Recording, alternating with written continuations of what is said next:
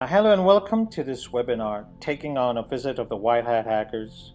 In reality, all hackers are and need to be good to be able to crack the other attacks and be black to be white. Now, in recent years, we've been shown that network security is more of a concern for both private government entities that has ever been. Those who are serious about their network vulnerabilities take a proactive approach and try to find them before hackers and other ill-intentioned individuals can exploit them. However, to find these vulnerabilities, you need to be able to think like the people who are seeking them. This is where ethical hackers, also known as white hat hackers, appears. And as I would say, I've had my good share of hats, black, white, or sometimes a blackish shade of gray. The darker it gets, the more fun you have. And I'm going to be your host. I'm Chris. And who is Chris? Here's a list, but I'll try to cut it short. While you can read it, I'll just bring about the most important parts. More than 21 years experience in IT, security, auditing, cyber warfare, cybersecurity, as we say. Lead trainer and a go-to person with the DOJ. I've also been the winner of the SACA 2013 Hero Waste Award for Outstanding Achievement for Contribution to the IT Governance Profession. I possess a set of certifications and never stop learning. I continue to work. I continue to be a consultant. Now, you see, your host is an alien from the background. Happy to see you here. Now, your security is always at risk. But why is that? Yeah, cybersecurity risk management is a long process, and it's an ongoing one. You're never done with it. That being said, it's important not to get fatigued immediately or think cybersecurity risk is something you can pass along to it and forget about. Cybersecurity affects the entire organization, and in order to mitigate your cyber risk, you'll need to onboard the help of multiple departments and multiple roles. Your finance team could play just as large a role as your IT team in some areas. More importantly, if you fail to take the right precautions, your company and your customers and vendors could pay the price, which is not what you really want to happen. Now, interestingly, we have three types of hacker types, or hackers hats: white, gray, and black. We're also having red, blue, green, and it's ongoing. It will never stop. But the real question, what is a hacker really? The basic definition of a hacker is someone who uses a computer system to gain unauthorized access to another system for data, or who makes another system unavailable. Now, these hackers will use their skills for a special goal, such as stealing money, gaining fame by bringing down a computer system, or making a network unavailable, when sometimes destroying them. However, there are three different types of hackers, as I mentioned, but each with a particular goal, and not all are the bad guys. The three types of hackers are white, gray, and black. Each of the hacker types are here for a different reason, which is a cause or both. All have the required skills needed to accomplish their mission. At one end of the spectrum is the black, and at the other spectrum is which is the one who, well, basically, the black hat hackers are evil and malicious in intent, without permission. On the other end of the spectrum, the white hat hacks against a black hat in order to protect the computer system network, access the company's resources by protecting them and giving the right permission. In the middle of your seat, the gray hat, who hacks for evil and not for good, they are neutral in their cause and usually try to sell their skills for monetary gains, like a mercenary. So they're both, which is a bit of a danger if you don't have the money to pay for them. Now, black hats. Black hat hackers are normally responsible for creating malware, which is frequently used to infiltrate computerized networks and systems. They're usually motivated by personal or financial gain, but can also participate in espionage, protest, or merely enjoy the thrill. Black hat hackers can be anyone from amateurs to highly experienced and knowledgeable individuals looking to spread malware, steal private data like login credentials, along with financial and personal information, often accessing their targets and depending on their motives. Black hat hackers can either steal, manipulate, or destroy the system data. Black hat hackers has also good knowledge in many hacking tools and know how to program them and how to program the hacking tools. They're very good at stealing research data from a company, stealing money from credit cards, hack email accounts, and so on. Now, going forward, the most important one. A white hat hacker is a computer network security professional and has non-malicious intent whenever he breaks into a security system. They have a deep knowledge of computer networking, network protocol, system admin, know quite a few number of operating systems. They are also good with a good knowledge in hacking with the required tools and the know-how to program the hacking tools as well. So a white hat hacker can conduct vulnerability assessment, pen test, also known as an ethical hacker. They're often employed or contracted by companies and governmental entities, working as security specialists looking for vulnerabilities. While they employ the same methods as black hat hackers, they have always and have permission from the system owners, making their actions completely legal. White hat hackers implement strategies like pen test, monitor in-place security system, along with vulnerability assessments. Ethical hacking is the term used to describe the nature of a white hat hacker's actions, which can be learned through independent sources of training, conferences, and certifications. Whoa. Don't worry. So a gray hat hacker is someone who is in between white hat and a black hat. Gray hat normally do the hacking without the permissions of the administrators of the network is hacking, but he will expose the network vulnerabilities to the network admins and offer a fix for money.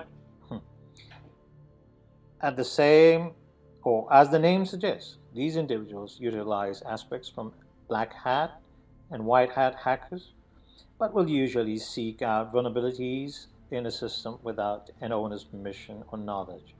While they report any issues they encounter to the owner, they'll also request some sort of compensation or incentive. Should the owner not respond or reject their proposition, the gray hat hacker might exploit the newfound flaws. Gray hat hackers are malicious by nature, but do seek to have their efforts rewarded. Since gray hat hackers don't have permissions to access the system by its owner, their actions are ultimately considered illegal. The next step, we are at the rise of white hat hackers. At the time, it was the largest single bug bounty payout by Facebook. Facebook had invited the public to break into its website and seek out vulnerabilities that malicious hackers could exploit to attack the company or its users. Witten got paid for finding a bug that would have let any talented hacker with a phone take over your Facebook account.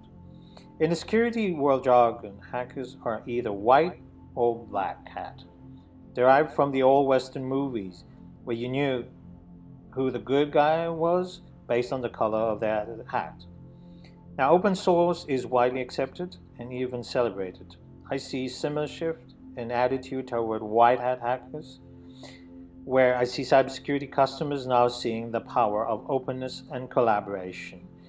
Computer security is a career with 0% unemployment, so the real world training could be invaluable. Facebook ended up hiring one of its best bug hunters, Reginaldo Silva, a Brazilian engineer who got $33,000 payout in 2014. While the hackers, it's about keeping their skills sharp. So there is some real money in white hat hacking game. As of January 20th, HackerOne has brokered fixes for almost 17,000 bugs and payments of something close to about $6 million. That may be just a silver of the cybersecurity industry. That's worth about $75 billion, but it's an important and growing part of the ecosystem. Hacking, ransomware, and cyber attacks. It seems like news about data breaches is becoming harder and harder to avoid. Nearly every day, we're hearing about online security compromised servers. And hacking is a big business. I mean, we've all just recently survived an election that was dominated by a talk of WikiLeaks, emails, and Russian meddling. So I'm probably not telling you anything new you don't know about. It's not always financially motivated. In the case of ransomware, it is typically is. But hackers have been known to break into White House computers, tamper with the FBI's website, and steal sensitive data. Hackers have compromised CIA's computers and website of the Ohio government, for example. Hackers hit the social media accounts of Albuquerque Journal twice in the span of about 2 weeks. Oftentimes, it's either politically motivated or a way of gaining notoriety to the fellow hackers themselves. Now, enter the white hacker again. In an effort to crack down on computer security, many large companies are hiring their own hackers to discover vulnerabilities in their systems before they can be exploited by hackers. Companies like EC Council have begun offering training and certification for certified ethical hackers in order to meet this need in the workforce. And white hat hackers can make a ton of money. Starting salaries typically start around $72,000 and can reach $100,000. Consultants are typically paid $15,000 to $45,000 per job. As the stakes are tied to hacking continue to rise, I suspect we'll begin to see corporate American or even the world turn to white hat hackers with increasing frequency. And this isn't the last you're likely to read about the growing phenomenon. Now, white hat hackers, also known as ethical hackers, are often hired by companies to locate vulnerabilities or bugs in their systems that might allow the bad hackers to break into their cyber networks and compromise whatever it is they're trying to keep secure. The new generation has a responsibility to make the internet safer and better. White hat hackers have been stealing the tech spotlight, praised for protecting everything from valuable Instagram influencer accounts to detecting cyber weaknesses at multi-million-dollar companies, and they are being paid well for their efforts. BugCrowd, a platform that crowdsources bug hunters for other companies, recently released a report on the economics of white hat hackers. According to BugCrowd, the average yearly payout of the top 50 white hat hackers in 2018 was something around $150,000. White hat hackers tend to be young, digital natives who consider screens as essential as food and water. Now, seeing the rise of data breaches, white hat hackers are motivated to work alongside companies helping prevent the next large-scale hack. Under the HackerNet ecosystem, for example, the hackers can upload their bug reports, and based on their severity of the bug reported, the hackers will be compensated accordingly. As the ecosystem is powered by the blockchain, the process of bug reporting and compensation is transparent. Furthermore, Hackers can remain anonymous as they are compensated with the ATH tokens, which is a method of payment in the HackerNet system and holds many valuable utilities. The platform also caters to organizations of all sizes, making sure that cybersecurity is affordable for all. Thus, this makes HackerNet an enticing platform for both parties to partake in. Now, to continue, as we say, cyber and the story of the cybersecurity has always evolved, and the message seems to be clear that one of the smartest ways to combat possible crime is by combining the most updated security systems with the minds of the actual hackers, individuals who are not just trained in recognizing cybersecurity weaknesses, but also know how someone would attempt to breach the ecosystem. Now, let's look at the 10 reasons why to become ethical hacker. First one, as mentioned, ever-growing opportunities. As consumers expect businesses to look after their data, business owners are becoming increasingly aware of their cyber responsibilities. With the introduction of GDPR across Europe, more and more businesses of every size and industry is going to be needing to ensure their defenses are kept malicious criminals out of the way. This means job opportunities are not only going to increase, giving you a better shot at landing the perfect job. High salaries. Ooh. Now, with starting salaries averaging 25,000, well, let's say something like $35,000 already, higher demand for smaller workforce could push these up in the next few years. Since the skill set is so extensive and a great deal of training goes into being great at hacking, senior roles in pen testing and white hat hacking can be upwards of $60,000 to $80,000, making for great career progression for dedicated candidates.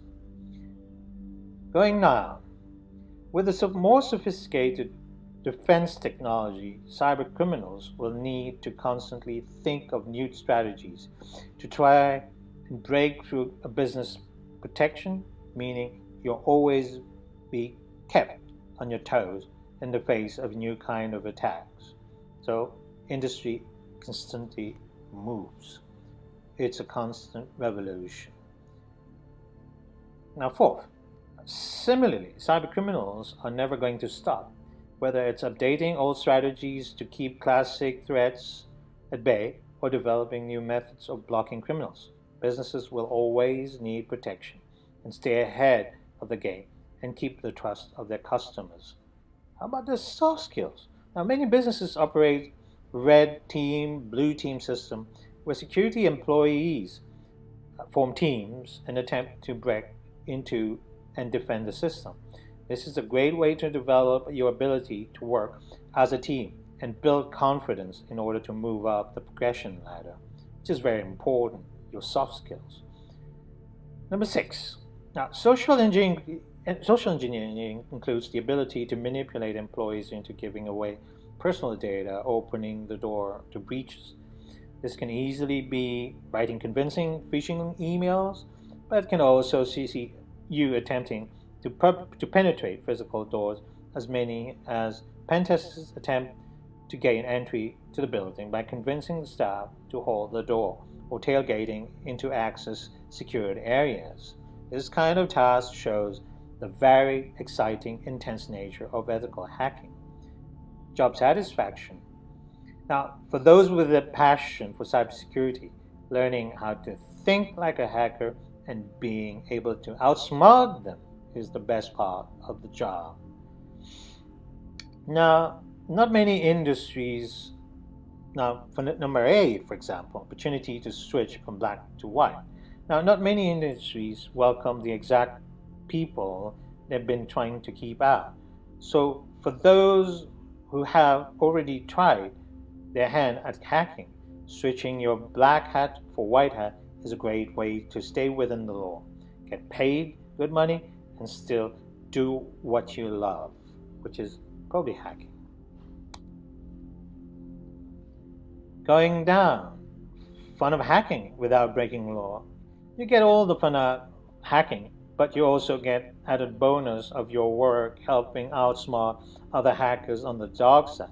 That's what white hat hackers are about. You do things within the law. And obviously, number 10, the cool job title. Overall, for those with a special talent for technology, those who are looking for a way to capitalize on their passion, the realm of ethical hacking offers great opportunities for an advanced career, high salaries, and a rewarding job experience. What are you going to say when somebody asks you what you do? Ethical hacking. You're bound to get a lot of interesting responses. You're also likely to be seen like Matrix Flash before people's eyes, but we see that as a bit of a bonus. Let's look at the famous ex-Black Hat hackers converted. Now, a former Black Hat hacker named as Kevin Paulsen is infamous for hacking the stunt that he did in June 1960. He's probably now close to 60, a journalist. Paulsen hacked into the telephone lines of Los Angeles radio station to make sure he was the 102nd caller to win the prize for the Porsche 944 S2. When the FBI learned about this trick, they pursued him and he went underground. He was later found, arrested, went to prison 5 years. He was the first American to be released from prison with a ban on the use of computer for 3 years. When he was featured on NBC's Unsolved Mysteries, the phone lines of the show mysteriously crashed again. Now, Paulsen now works as a contributing editor for the Daily Beast and has distanced himself from his past as a hacker. Recently, he has done several investigative reports for Social Good. Do you know this guy? The iPhone hacker. Now, August 2007. This guy was 17 years old. George Hobbs unlocked an iPhone, becoming the first known person to do so. Unlocked iPhones were of high value, as then they could be used with any other carriers that was not available to Apple or AT&T. When he unlocked his second iPhone, he traded it for a Nissan 350Z and three 8-gig iPhones with Certicel founder Terry Dayton. His was a hardware-based unlocking method, which was the rage until an anonymous group discovered the software-based one. In July 2010, Hutz declared that due to unwanted personal attention and because he was demotivated with technology, he was discontinuing his hacking activities. In 2011, he posted a copy of the root keys of Sony's PlayStation 3, following which Sony sued him. What was last known about him was he was working with an American vehicle automation machine learning company named Coma AI. Kevin David Mitnick was a very controversial hacker who was arrested in 1995.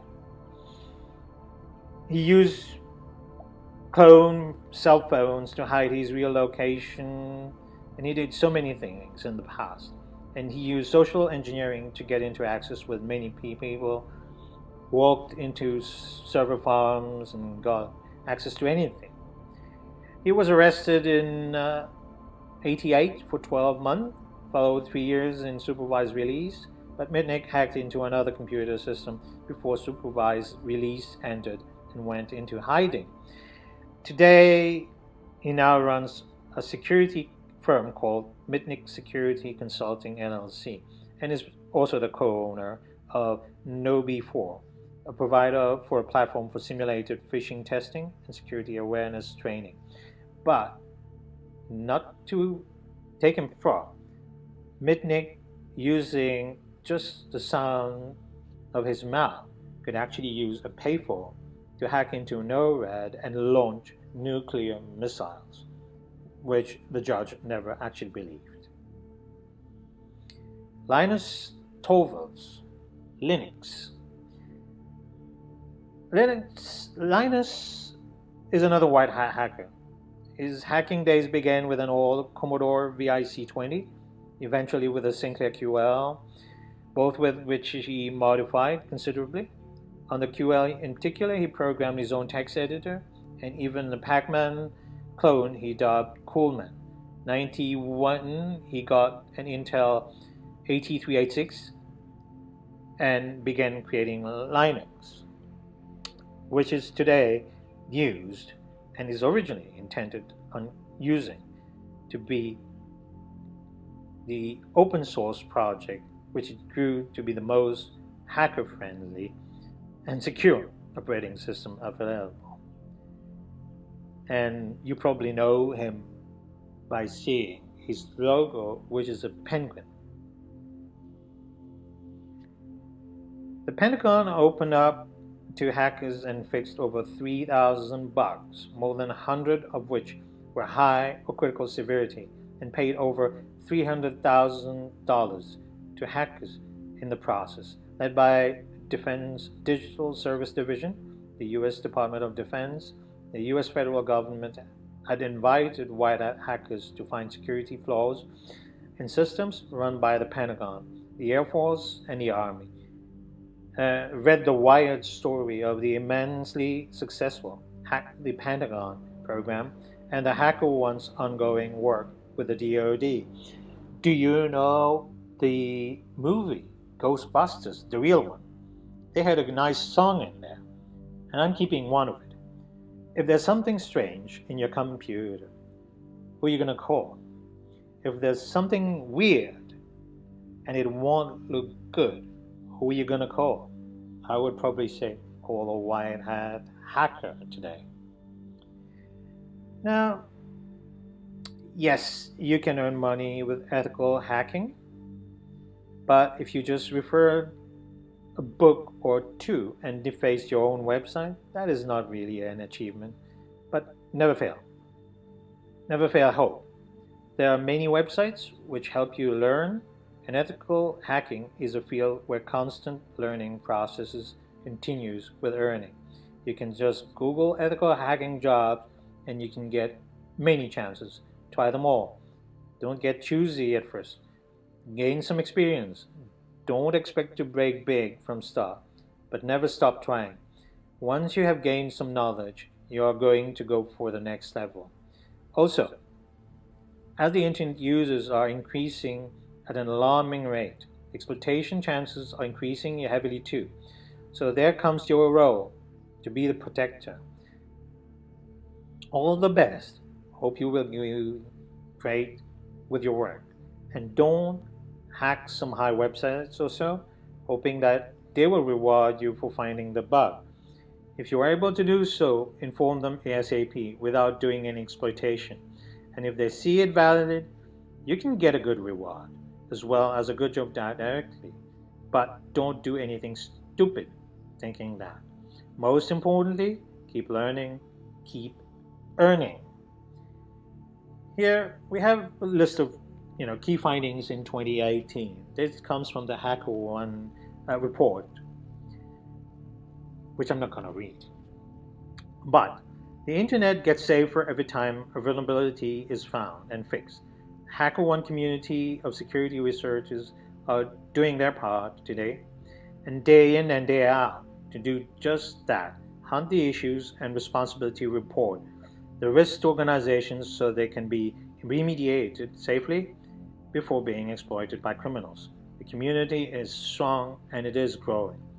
There have been tenfold increasing registered users within the last 2 years. Hacking is being taught for college credit in top-tier universities like UC Berkeley, Carnegie Mellon, UC Council University. Hackers around the world are earning more money through the bug hunting more than ever before. Bounties are a great equalizer with opportunity for all. Some hackers are earning over 16 times what they would have made as a full-time software engineer in their home country. Now, money remains a top reason for why bug bounty hackers are, but it's fallen from the first place to fourth place compared in 2016. Above all, hackers are motivated by the opportunity to learn tips and techniques, with to be challenged and to have opportunity or have fun tied for second. Other top reasons for hacking include career advancement, the opportunity to protect and defend, and to do good in the world. Overall, they want to improve and build upon their skill set, have fun, contribute to be a safer internet in the process as we go today. Creativity of thought comes from diversity. In June 27, Lookout and HackerOne teamed up to produce a security education event, bringing together female engineers for a workshop on hacking and cybersecurity. The vast majority of the hackers on the HackerOne platform were male, actually. Creativity of thought comes from diversity, with an aim to empower and educate all those interested in hacking. The need for female hackers or ethical hackers are even more important in the security world. We need to change 33% to 50% over the next few years. This slide obviously covers the average salary whilst looking at years of experience, but most of all, the gender breakdown is very, very important. Are you going to make the internet safer? That's up to you. Some of the most critical vulnerabilities in the internet's history have been discovered and resolved thanks to the efforts of hackers fueled by curiosity and altruism. Acalvio Technologies chief security architect, Chris Roberts, puts it in this way: hackers, unfortunately, are often portrayed as the bad guys, whereas I would argue that for the last 20 to 30 years, we're actually the good guys. Our job is to help you understand risk and how you actually mitigate it. The invaluable trends of vulnerability, disclosure, policies, receiving regulatory and industry support are one big example how the tide is shifting. Creating safe harbor language in your vulnerability disclosure policy for ethical hackers who are trying to help with the result in your company being more secure, your customers' data staying out of the wrong hands, and an army of security advocates in your corner. So I end this presentation or webinar right now, and you have my details. You can email me, you can connect to me on LinkedIn, or you can Twitter me a message, as well as you can send to Trump as well. So thank you again, and I definitely look forward to probably talking to all of you again.